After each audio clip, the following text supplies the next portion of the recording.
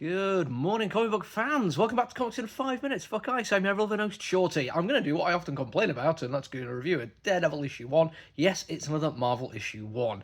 And yeah, I will complain about it again in the future. I've complained about it a lot in the past, but you know what? Daredevil's cool.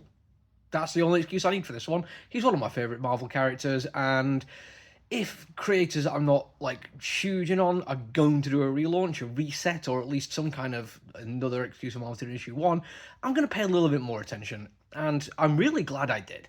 Stephanie Phillips is a writer that I've been aware of for some time. I think I've even met her a couple of times at conventions, and she seems lovely, and I've read and reviewed a bunch of her stuff that I've liked. I don't think there's anything that's been like made it onto my best of the year list or absolutely blown me away. And if there is, and I've forgotten about it, I do apologise. But she's certainly a good enough writer that I'm more than happy to give a fair shot and see how it all plays out. Now, because the last run didn't impress me that much, I'm coming into it with a little bit of a gap in my knowledge. Probably the first time in a while, I don't really know what happened in a Daredevil run. Coming into it, I was like, right, okay, how are we going to reset? How much time is going to be spent making sure that people like me, or people who know less than me, are going to be able to jump on board with it? And thankfully, the opening few pages absolutely nailed it for me.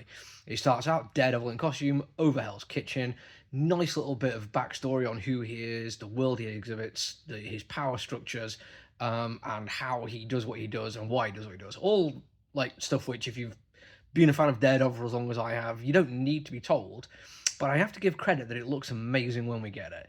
Lee Garbett does a really, really good job. Fantastic flow of action between panels. Really easy to follow, really easy to get a sense of what's going on. And I'm going to give a little bit of a thing here. This is a compliment which probably hardly anyone else will really care that much about, but I find it quite boring when we get like a Daredevil view of the world. I think it's unnecessary for a bunch of reasons. Number one, we're trying to show through visual media something which cannot be seen. Yes, there are ways you can mess around with this, like high-tech devices can show various wavelengths that we can't experience. I get that it's possible, but everyone does it in the same way. It's not very exciting, and I'd rather just be okay with the idea that we know what Daredevil can do, and we see his response to it rather than trying to get a Daredevil view of it. What we get is one little panel in the middle of the action, Daredevil's eyes and forehead, and the little radar thing is going out from it. That's it. Other than that, we just get to concentrate on the action, which I really, really like and is very well done. After that, we drop into a little bit more of the day in the life of Matt Murdock.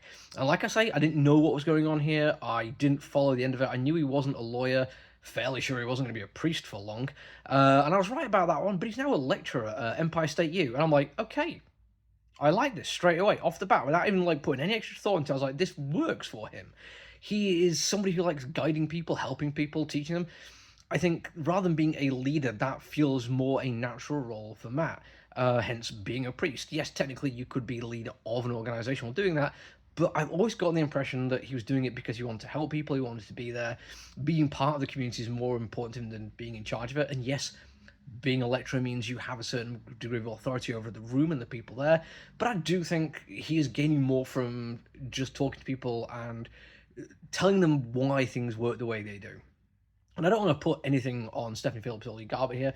This interpretation of this is only my own, but it does feel like when an awful lot of superheroes go down the cop route, or even the priest route for Matt in the past, it feels like it's potentially a little bit of whitewashing some quite problematic organisations.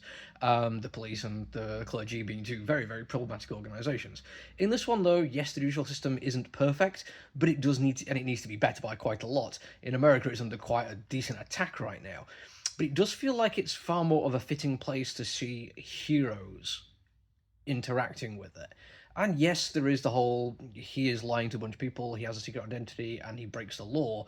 But as a lawyer, I feel like this is something he can give back at a ground level, and this is educational level. It's not him just being a public defender, although that'd be cool as well. It's him trying to shape minds and hopefully get people onto the right page with the quite extraordinary amount of work people have to put into to pass the bar and become lawyers. I feel like all that's brilliant. Then at the end, we get a little bit of actual superhero story. where we meet what I think is a brand new villain. Again, didn't read the last arc, so don't know. But I think the book ending is brilliant because it starts with him kind of showing off how cool he is. There's a fight scene involving a car, and literally even says that he reacts so fast to the environment that he's aware of that it's almost going before the people know what they're planning on doing. This villain is unpredictable and can kind of predict actions. I think it's a really, really nice foil for Matt starting this way, but we don't know that much about the character. It's only in issue 1. There's plenty of time and space to get under the skin of who these people are, including some of the NPCs, or background characters, should I say, not a role-playing game, that we meet in this first issue. I think I'm in. Like, I was definitely curious about a new issue 1 of Daredevil, but after reading issue 1, it's made it onto my pull list, so that's a fairly good sign from me. That's it for all of me, though. Until I see you all again, look after you, everyone. Stay safe.